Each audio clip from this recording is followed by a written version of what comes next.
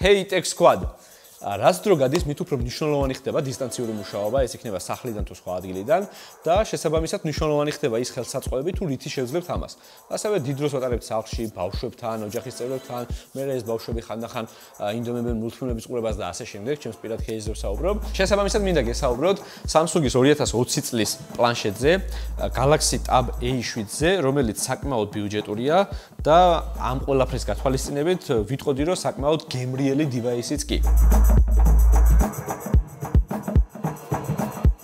მისი ფასი 800-დან 880 ლარამდე მერყეობს, შიდა მეხსიერებიდან გამომდინარე და დამეთანხმებით რომ საკმაოდ მასტური ფასია, მოდი ვნახოთ ამ ფასში რას ვიღებთ და როგორი პლანშეტი გვრჩება ხელთ. პირველ რიგში, როდესაც შევხედავთ, ეგრევე ყურადღებას მიიქცევს ის ფაქტი, რომ კამერები, წინა კამერები განლაგებული არის landscape-ზე, მორგებულია, ესე ვთქვათ, სწორედაც რომ დისტანციური სამუშაოებისთვის, ვიდეო კოლებისთვის და ასე შემდეგ. და ასევე აღსანიშნავია ისიც, რომ ეკრანის ირგვლივ ჩარჩოები ძალიან სიმეტრიულია, 4 მხარეს თანაბარი ზომის ჩარჩოები გვაქვს, რომლის გათვალისწინებითაც, ჩემი აზრით, ძალიან პრაქტიკულია პლანშეტის ხელში ჭერა, შემთხვევითი დაჭერებისგან დაზღვეული ხარ და ნუ სიმეტრიულობა ამ ყველაფერს არ აგამაღიზიანებს და ესე ვთქვათ, გამართლებულს ხდის. რაც შეეხება მის კორპუსს, შემდგარია მეტალის კორპუსისგან, რომელიც ნუ საკმაოდ სოლიდურადაც გამოიყურება, თუმცა ხელში ჭერისასაც რაღაც სოლიდურობისგანაც დასტოვებს და გამძლეობისგანაც დასტოვებს. ესე გონია, რომ ნაკლებად დაზიანდება, რაღაც დავარდნის შემთხვევაში.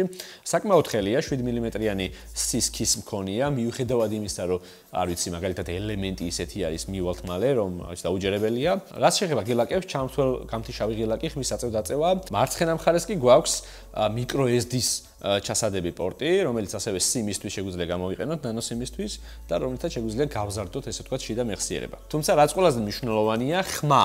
ბარემ ეხა ვიტყვი, მე მინდოდა მეთქვა, თუმცა აღჭურვილია 4 სტერეო დინამიკით, მეგობრებო, ამასაც გავტესტავთ, რაც ჩემი აზრით ძალიან საინტერესოა. უკანა მხარეს Samsung-ის წარწერა, ესეც landscape-ზე, ანუ პირდაპირ ეს პლანშეტი საუბრობს იმაზე, რომ დავით შექმნილია რაღაცა დისტანციური მუშაობისთვის, ან სახლში landscape-ად გამოყენებისთვის, ესე ვთქვათ. ერთი უკანა კამერა, შეიძლება ესე ითქვას და ერთი წინა კამერა, რომელიც გადმოტანილია landscape გამოყენებისთვის. და როდესაც პლანშეტს ვდებთ, შესაბამისი აქსესუარით გამოსაყენებლად, როგორც ლეპტოპს, მოქცეულია პირდაპირ ცენტრში. ასევე მიკროფონი ძალიან მნიშვნელოვანია, რომ მოქცეულია კამერის ზედა მხარეს, ანუ რეალურად გვერდით, რომელიც ასევე დისტანციურად მუშაობისთვის საკმაოდ პრაქტიკულია და არ იბლოკება კომუნიკაციას. მას გააჩნია სტანდარტული ყურსასმენის ჯეკი, რომელიც უკვე ბევრ ფლაგმანთან ცოტა ხანში საოცნებოს კი გაგვიხდება. რაც შეეხება screens, ეკრანი გვაქვს 10.4 ინჩიანი Full HD ეკრანი, რომელსაც ამაგრებს, როგორც უკვე ვახსენე, 4 სტერეო დინამიკი Dolby Atmos-ის ხარდაჭერით. მოდი შევიდეთ YouTube-ზე და რამე ჩავრთოთ, ძალიან მაინტერესებს 4 სტერეო დინამიკი, ჯერ არ გამიტესტავს.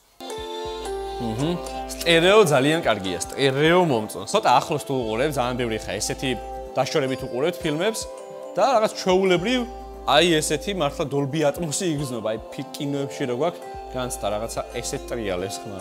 არა, ფილმის ყურება ალბათ მაგრა გაასწორებს ამაში. 4 დინამიკი ძალიან კარგია, იმიტომ რომ ეხა მივხვდი რა მნიშვნელობა აქვს, მაგალითად 2 რო იყოს, საერთოდ სხვა იქნებოდა.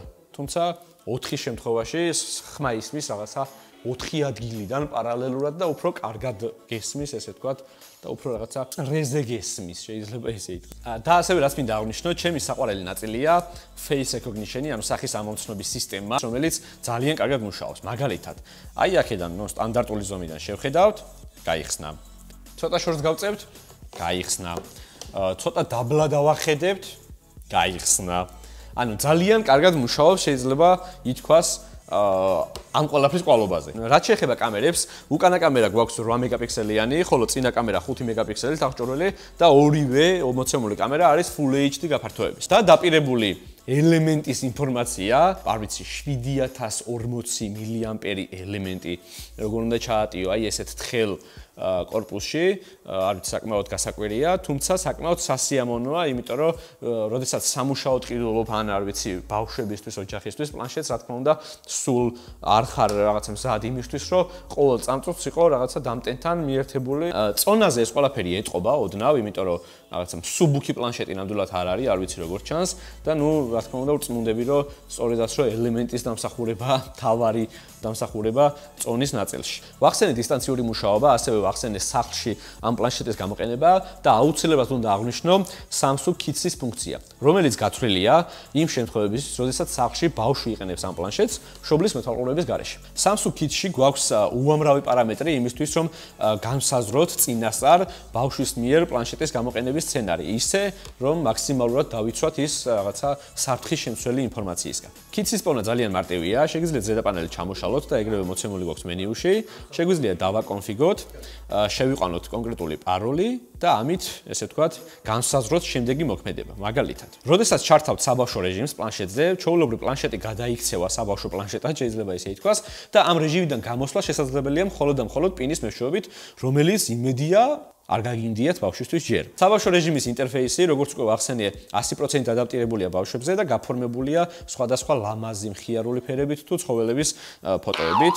ხმებითაც. ამ რეჟიმში ასევე ძალიან კარგია ის, რომ შეუძლია მშობელს წინასწარ განსაზღვროს ბავშვს რომელ აპლიკაციებთან შეიძლება კონდეს წვდომა, ასევე შეუძლია განსაზღვროს კონკრეტულად რომელ კონტაქტებთან არის შესაძლებელი მაგალითად დარეკვა, ვიდეოზარით თუნდაც და რაც ყველაზე მთავარია, შესაძლებელია დროის ლიმიტის დაყენება. ანუ შეგიძლიათ განსაზღვროთ დღეში რამდენიმე საათი ან ნახევარი საათი და ეს დროის გასვლის შემდეგ ავტომატურად დაიბლოკება და გაითიშება, შეიძლება ისე ითქვას, პლანშეტი.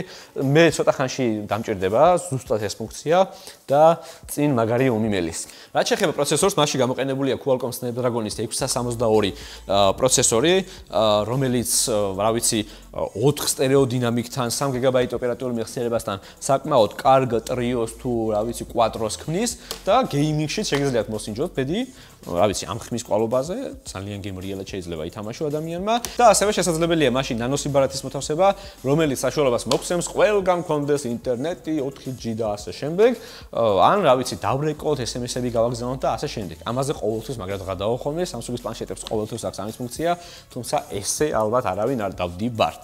კიდევ ერთხელ შეგახსენეთ, მისი ფასი არის 800-დან 880 ლარამდე, შიდა მეხსიერების მიხედვით 32-იანი გნებავთ თუ 64-იანი, თუ ცალკე იყიდეთ micro SD-ს და ჩადებთ და გახდით 256-იანს მაგალითად, და ასევე მნიშვნელოვანია ის, რომ როდესაც Samsung-ის პროდუქციას ახალს იძენთ, აუცილებლად უნდა გაითვალისწინოთ ჰოლოგრამა.